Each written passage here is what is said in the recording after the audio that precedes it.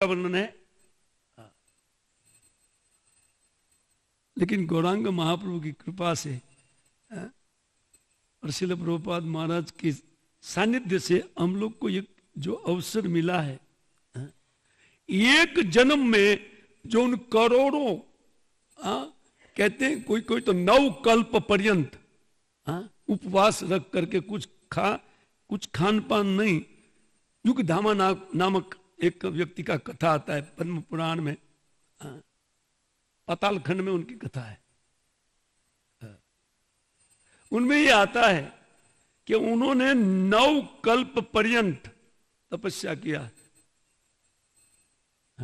और वो किशोर अवस्था के और किशोरी श्री राधिका का ध्यान करते हुए, हमको ध्यान आता ही नहीं है। लेकिन हमारा बल कौन है? धन मोर नित्यानंद प्राण मोर, ये हमारा बल है। बाकी कोई अगर कलयुग में सोचे कि मैं अपने बलबुद्धि पर भगवत प्राप्ति कर लूंगा, नहीं, हो नहीं सकता है। तो कितना कठिन है हम लोग जानते हैं। हम लोग तो प्रचार करते हैं भक्ति बहुत सरल है, आप माला कीजिए। लेकिन वो बोले कि प्रभु जी आपका कितना साल हुआ? बस आप 5 माला कीजिए ना। फिर 5 माला करता है तो बोले ठीक 16 पर आ जाइए। अगर कोई पूछे कि प्रभु आपका 16 माला करते हुए कितना समय हुआ? चित्त शुद्ध हुआ, प्रेम प्राप्त भूल जाइए, चित्त शुद्धि हुई है।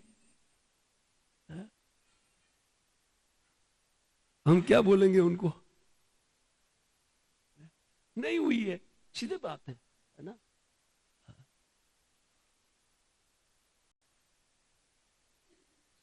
इसलिए प्रथम नामन श्रवणम अंतकरण शुद्धि अपेक्षा अर्थ, बहुत नाम श्रवण की जरूरत है।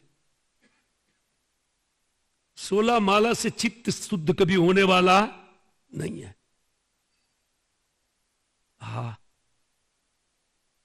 ऐसे एक नाम से हो जाएगा, लेकिन हमारा 16 नहीं, 32 नहीं, 64 नहीं, 2 बार 64 से भी नहीं हो रहा है। ऐसे एक नाम, प्रभुपाद जी लिखते कि एक नाम काफी है। तो इतना क्यों आपने 16 माला का नियम क्यों दिया? आपके गुरु 64 क्यों करा रहे थे? प्रश्न पूछा कभी प्रभुपाद जी को?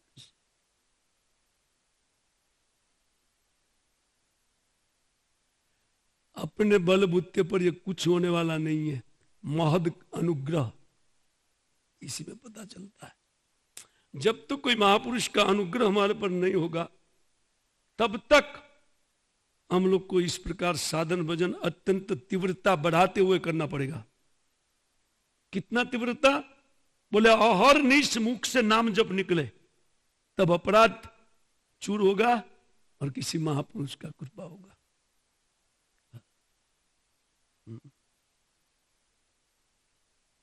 मैं 16 माला ध्यान से कीजिए ना आप, बहुत पर्याप्त है 16 माला ध्यान से।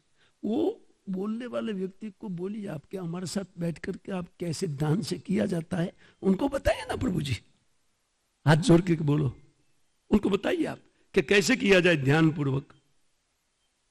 उनको ध्यान लग जाएगा। और मुंडे नीचे बिठाइए ना, ध्यान पूर्वक करने वालों को बिठाइए आप कि कैसे ध्यान पूर्वक होता है जब। वो ध्यान पूर्वक जप करने वाला कभी सबके साथ में बैठ करके जप नहीं करने वाला आदमी ही है, देख लीजिए, है ना। वही लोग बोलेंगे कि ध्यान पूर्वक जप करना पर्याप्त है, 16 माला पर्याप्त है, अच्छा जी की कृपा हो जाएगी। प्रभु जी आपके ऊपर हुई आचार्य की कृपा। आचार्य की कृपा का अर्थ है सडनली भगवत प्रेम प्राप्त करना, अनुग्रह। हो गया प्रभु जी, आपका अनुग्रह हो गया आपके ऊपर। इसलिए तीव्रता से भजन साधन, लेकिन किस लिए साधन चलता है? कृपा प्राप्ति के लिए।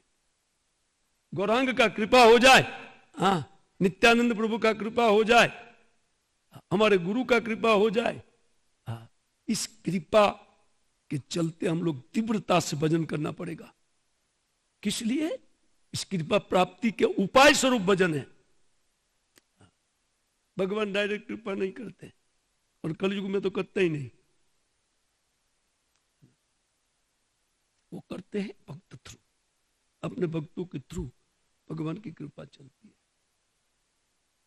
इसलिए भक्तों को प्रसन्न कर लेने से सब कुछ हो जाएगा। एक नाम जब से हो जाएगा, 16 का भी आवश्यकता नहीं।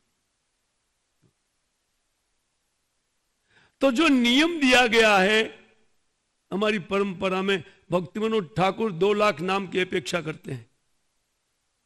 सिद्धांत सरस्वती 64 पर रखे, शिल प्रभुपाद महाराज 16 पर रखे, और अभी आगे वाले आचार्य, आने वाले आचार्य को 8 माला रखनी पड़ेगी।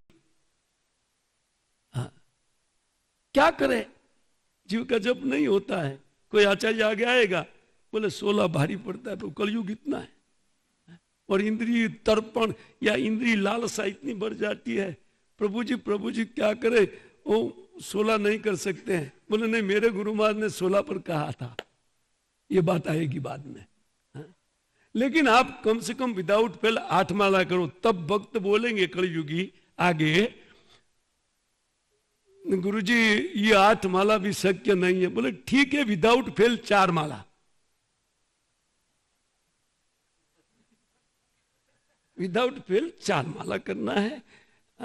लेकिन वो 4 भी सुबह नहीं होगा जो अभी हो रहा है। हाँ, अभी 16 हो रहा है सुबह, वो 4 आगे आने वाले समय में वो 4 भी कलयुग करने नहीं देगा। समय के फेर से ये सब होना है, इसलिए सावधान, अभी से सावधान है ना, कि हम तीव्रता से अपने भजन साधन में लगे। और तीव्रता आती है हरि कथा से, है ना।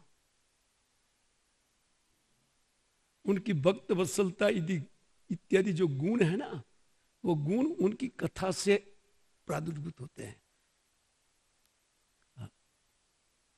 तत्व विचार हमें जो चाहिए एक श्लोक से ले लो, श्लोक से कुछ नहीं मिलेगा, एक शब्द से कुछ नहीं होगा।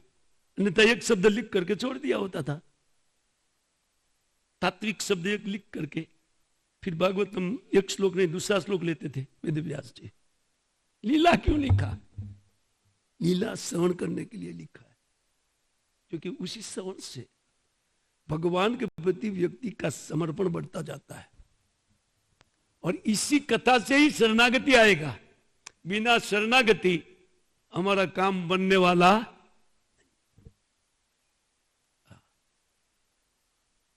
इसलिए हरि कथा एकदम आवश्यक, जितना नाम जप उतनी हरि कथा आवश्यक है।